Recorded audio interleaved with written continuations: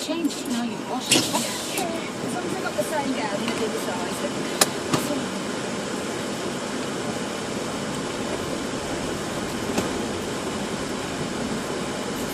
Sure you don't mind? Filled with lovely stuff. Of course not.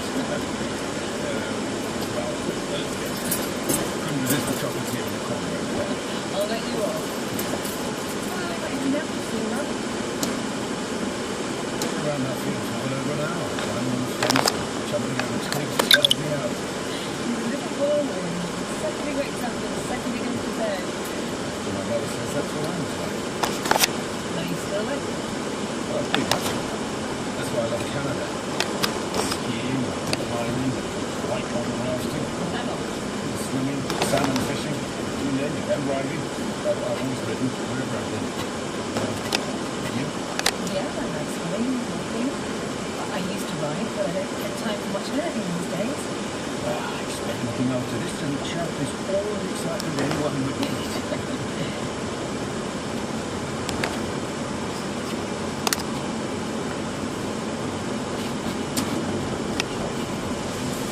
Show up, Michelle. My worst of the That's what they have then. You got time to go to fellowship? Ah. It's only a shower. The one in a hurry. Oh, I was not going to be like this on Sunday. Have you seen the forecast? No. Why? What are you doing? It is, it's terrible, it's a live. You haven't got time for this. I'm even at the side of the road in this, I cannot. Here he comes.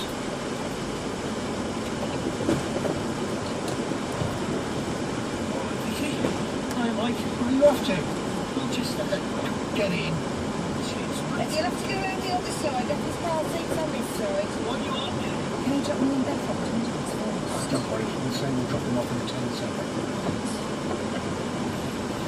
Thanks. I really appreciate this. Town centre, do you? Fantastic, cheers. Right. I just don't need the keys to number 3. So you all moved out then? There's no way to stay there on my own. It's a shame. Race or arse are alright. It would have been too big for me anyway. Where are you off to now? Where are you going to live? Sort of play for, Mike. For now, I'm just going to keep on a mate's floor. He's got a flat in Dorchester. Oh, right. Until I get back on my feet, you know. Yeah. Just hoping it won't take too long. Well, what do you think then? I'm not going to sell the dress you want between now and when you get there. You don't know that.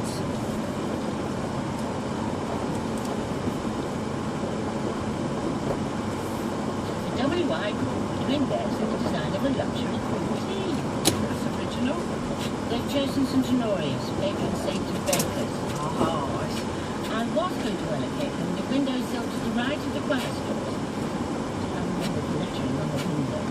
Well, what's it say? Something like, people who conceal their sins shall not prosper. That makes me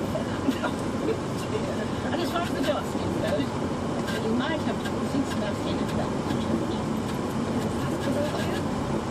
I mean, we don't have to frighten everyone off before they've already got through the doors. Now, how did they win the boys get on this? Very pleased.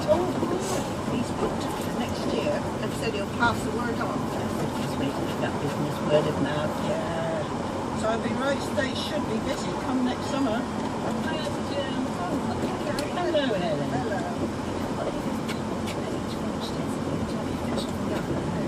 Here we've got the frozen kind.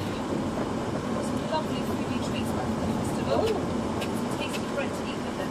Oh, how did you get on? Pat said that brought from home farms. It's really nice. Which is a bit of a surprise. Why is that? Brian, he gave us some hard-nosed business time.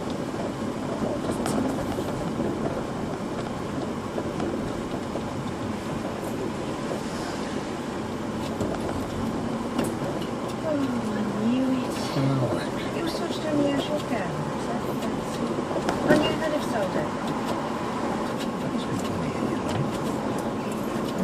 Try this one. It's too close. Okay.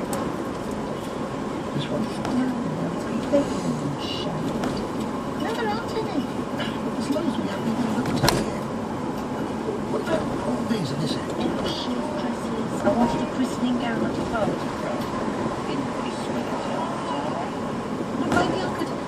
asked Jill if she'd help me alter the gown I've got. Is that possible? I don't know. Maybe we can cut the sleeves out and we get some legs from another dashboard department. We could alter. I'm no expert. No, you're not. But if the sleeves are too tight, you know, fair step was partly goes round her chest a little bit too. No, sorry. I told you. No, I know. There's no point looking at that end of the rail. I don't want her in a short dress. I want her in a proper traditional gown. It's not a gown, I'll grant you, but it is traditional, see? Where's got the sleeves? Yeah, a little more gown. Let's see. See, I'm right. Yeah. And it's the next side, so Oh, good. it's lovely. And look at those tiny silk shoes to go with it. So sweet. They are cute, but they... Oh, you clever thing, Mike. I think you've done it. Just hold the hanger for me. Hey, you're not trying it on her. What was she sick on it? Oh, it'll be fine. We'll go into the changing room and we'll say, oh, it looks perfect. You're the best for our death, eh? You'll be sure off to the world.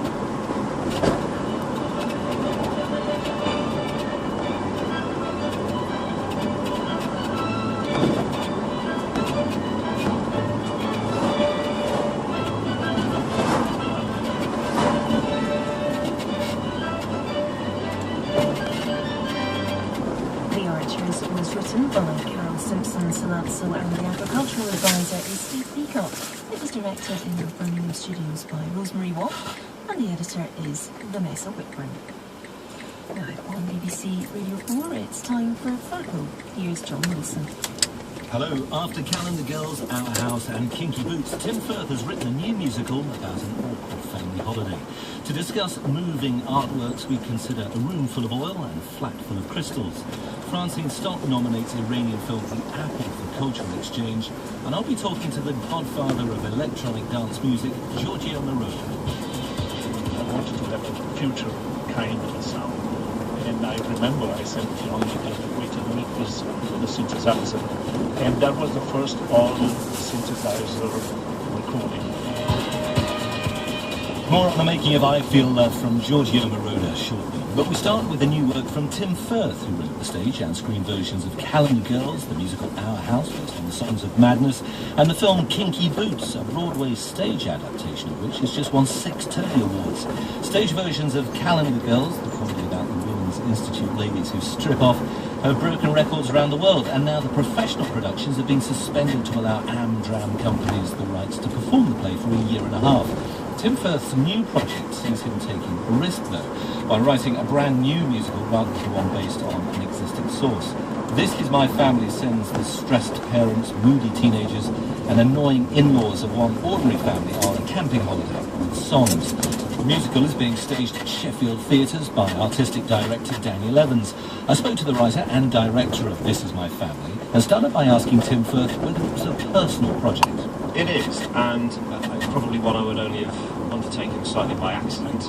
If I sat down and thought I'm going to write a musical, I would immediately have stopped because it's such a daunting proposition, and you've spent your life as a playwright. You sort of feel that you're straying into different territory, and had I not sat down with this character and we walked on stage and started the first line and the line suggested music, and I just thought, well, I'll just go with it. I'll keep going with it until I get stuck. Yeah. So this is Nikki, the 13-year-old girl. So she starts off, and she was the first character who sprang into your mind. She was the first character. Yeah. This girl walked out on stage and said, "Right, so this is my family," and immediately there was music in the room, and I thought, right, well, I'll follow that and go with it. So in a way, I found myself writing a musical rather than embarking on writing a musical. Daniel Evans, you're going to be directing this. New musicals as opposed to the ones that are based on the existing stories or the films or the books or those song collections, those jukebox musicals. Brand new musicals. Risky business, isn't it? Incredibly risky. I think it's probably the hardest genre to get right, partly because there are so many different elements. What's a great privilege in this case is that we just have one person who has written the lyrics.